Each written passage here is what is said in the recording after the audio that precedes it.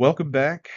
What a series of events this has been, trying to get this compiled and put together for over an hour.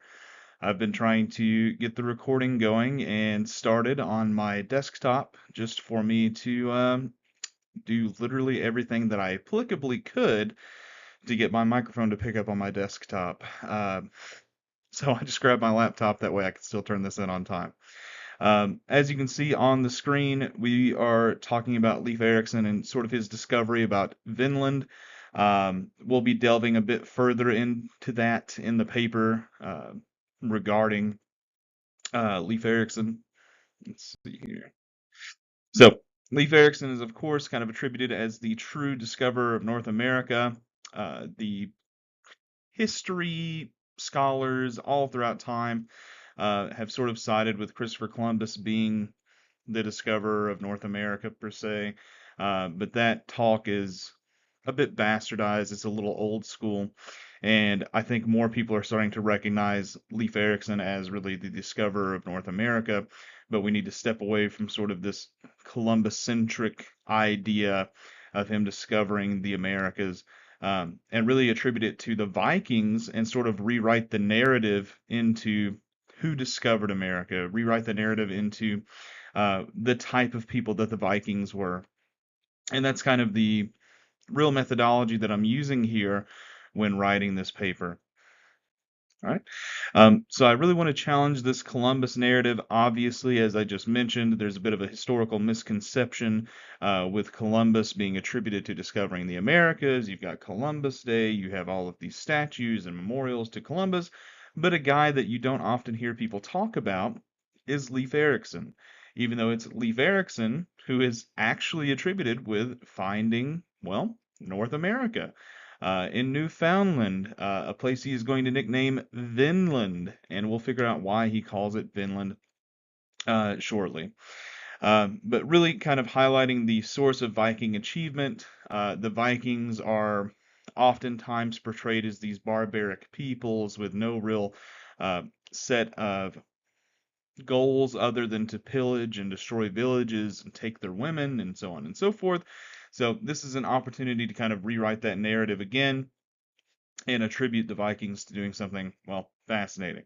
And then, of course, with the historical accuracy, depending on this, I think it's just more fair to make it as accurate as I possibly can.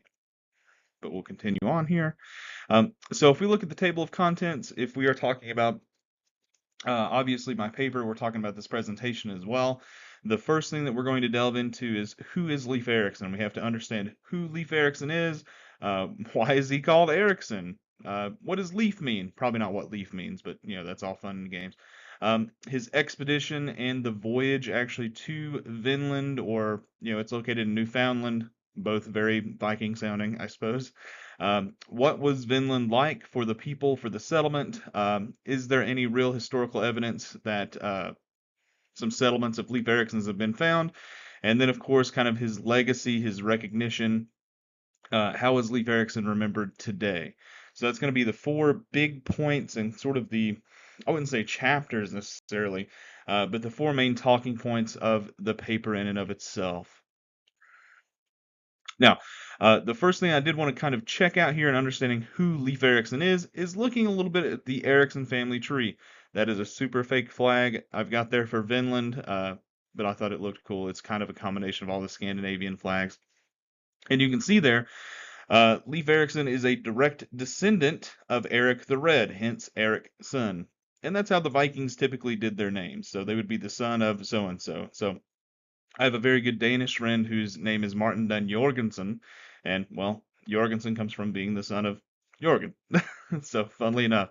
But we can see that Eric the Red is going to be attributed with sort of founding and settling Greenland, and his ancestor is going to be sort of attributed with finding Iceland. So, you could say that Leif Erikson was destined for greatness. So, he's born into a family of explorers. He is the son of the famous Viking Eric the Red. Again, they've been attributed to finding Iceland, they've been attributed to finding Greenland, and Leif Erikson is going to go on to find, well, Vinland, the land of wine, and we'll see why it's called that. So according to a lot of sources, like Nicobedina's biography, Erikson's childhood is really going to mold him as a person.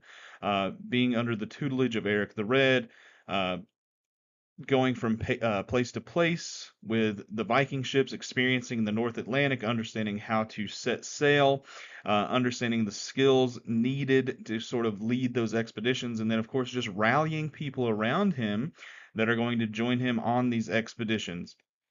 I think Leif Erikson as a whole is probably one of the more underrated people throughout history in terms of importance. Whenever you look at what he does overall, not only the founding of North America, but also spreading Christianity to the Vikings in those distant lands and sort of keeping those trade networks open. Uh, Almost all the way really into Columbus's time. So after the end of the Vikings, you have a little pause there, and then you get into, well, the Spanish Inquisition and Reconquista, and then they're going to take over everything, and then you finally get the Spanish Empire going. So uh, the Vikings are of the utmost importance in medieval history. Now, I put a quote here from Leif Erikson saying, uh, "We are all leaders, whether we want to be or not. There is always someone we are influencing, either leading them to good or away from good." So I think that really showcases Erikson's idea, especially after he adopts Christianity. He wants to be this leader. He wants to kind of become a missionary in transitioning all of those Vikings from those old pagan ideologies into the Christian ideology. And we'll see that timeline sort of explored in the paper a bit further. So, on to the path of expedition. What really is the inspiration? Well, for one, there are reports of a Bjarni her her I just destroyed his name. Uh, her Herjolfsson. That's what we'll say. He reported going out on an expedition, seeing land further west, and that is going to inspire Leif Erikson to go on a bit of an adventure. He is going to get kind of blown astray from one of the storms, and it ends up setting him to, well, what he is going to call Vinland. So we'll discover that a bit further. Uh, a little bit later in his life, he is going to adopt Christianity and also be influenced by King Olaf. And Olaf is going to set him off on some expeditions to become a missionary. So he's going to travel all through the North Atlantic. He's going to go back to Iceland and to Greenland and to Vinland, probably. A little bit later in his life. And then, of course, when it comes to leaderships, obviously, he's already the son of Eric the Red.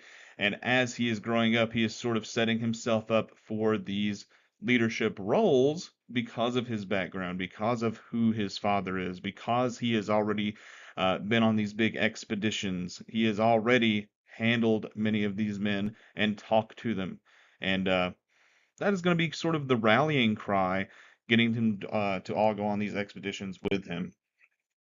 Now, this voyage in and of itself is by no means easy. As a matter of fact, Greenland has some terrible, terrible weather. The North Atlantic as a whole has terrible weather often.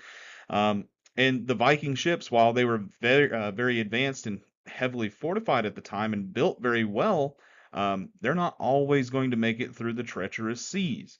But he is going to set sail around 1000 AD or CE here for the Common Era, whatever you want to say, and he is eventually going to kind of find the land. He is going to continue going along the coast of the northern Atlantic there, kind of following landfall until he finds, well, a new piece of land instead of just ice.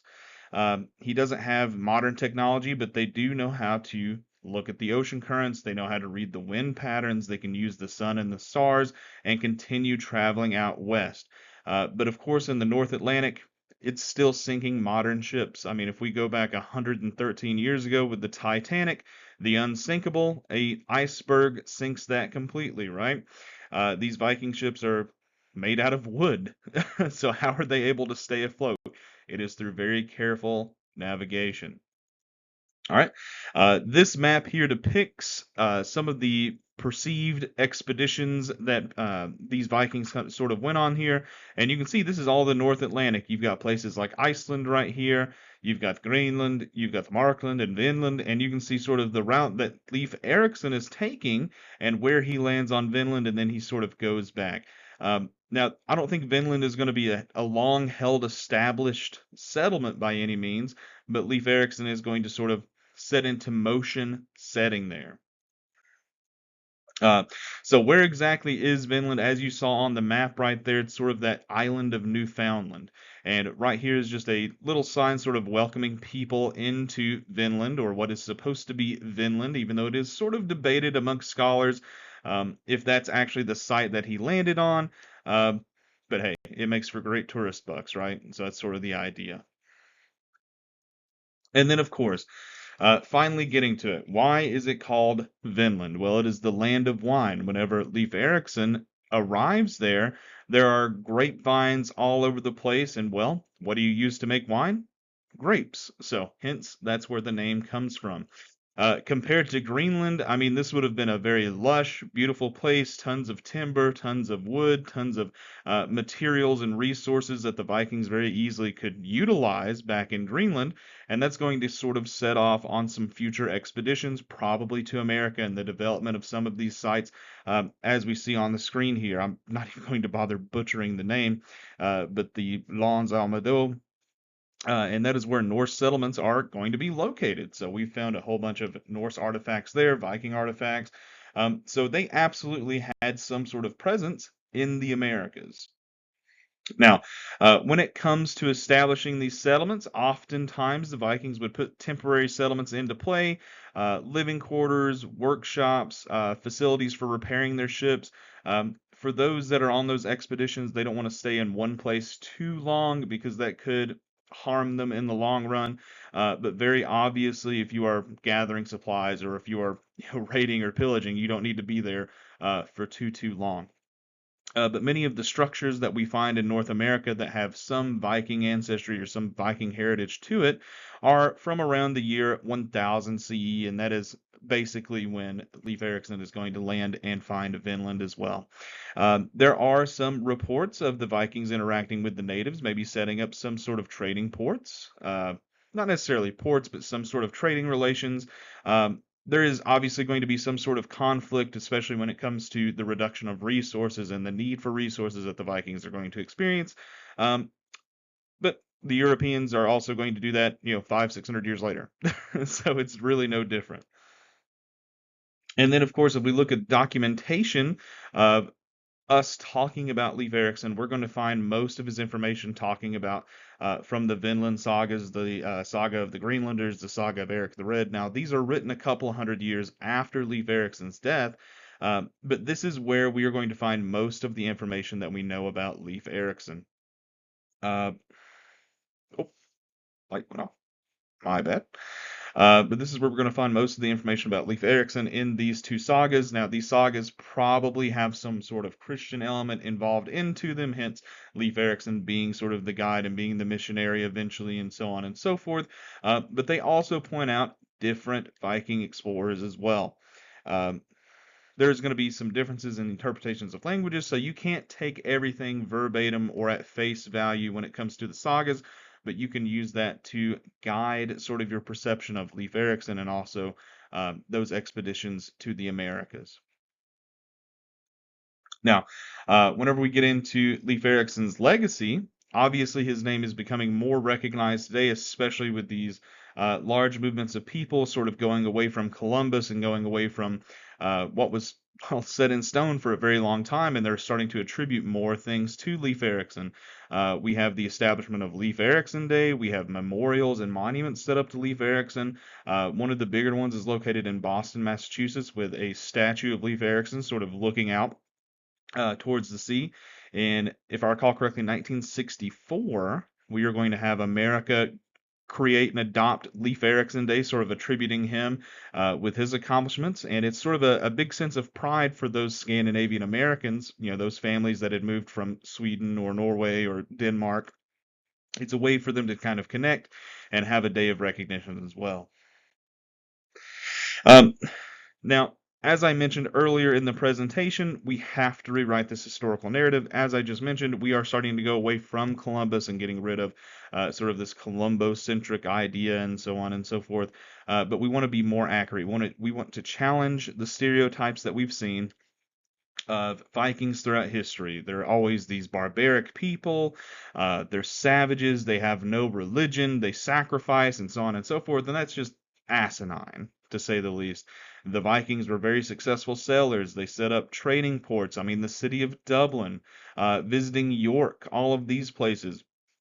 These are Viking trading ports. This is how the Vikings made money. Now, they were never unified together under a quote unquote empire per se, like the British Empire, like the Spanish Empire, but their reach is astronomical all the way from North America through to Asia, with the emergence of the Kievan Rus. So, this is something that needs to be rewritten. This is something that needs to be as accurate as it possibly can be, and really rewrite the narrative that Europeans had known America has been here for a very, very long time instead of just, oh, what's this big piece of land here that I thought was India? It's just nonsense. So really need to rewrite the historical narrative there. I've included a bit of a timeline here with Leif Erikson's life, just to sort of keep everything chronological. You won't see much of this in the paper, but this is just for presentation, so we can keep everything sort of chronological here. So in 975 he's born. 999 he sets sail. He accidentally discovers Vinland, getting blown off course, and then he's like, "Oh, there's the land." He travels back to Norway, where King Olaf is going to give him the mission of sort of becoming this missionary figure and traveling back to Iceland and Greenland and converting people on the way there. And then we finally get into the last bit of Leif Erikson's acknowledgments, shall we say. So in 1002, he sets sail again. While he is out and about on his expedition, he finds a kind of destroyed Viking ship and he winds up sailing, or excuse me, rescuing many of the sailors there. And then on his final voyage, in the year 1020, he is eventually going to pass away, taking that final voyage to the afterlife. And then, of course, as I've already put here, some memorials. You've got the statue of Leif Erikson right here in Boston. And then, yeah, I was correct. 1964, there is going to be the creation of Leif Erikson Day to attribute all of his discoveries in America, to attribute sort of that European ancestry and combine those people together. But overall, that is what the paper is going to be about. That's a lot of the main ideas and how it is going to be worded and flows together. And then, of course, I've got my bibliography of information here that I'll be utilizing for the paper. Other than that, that is about it. Thanks for watching.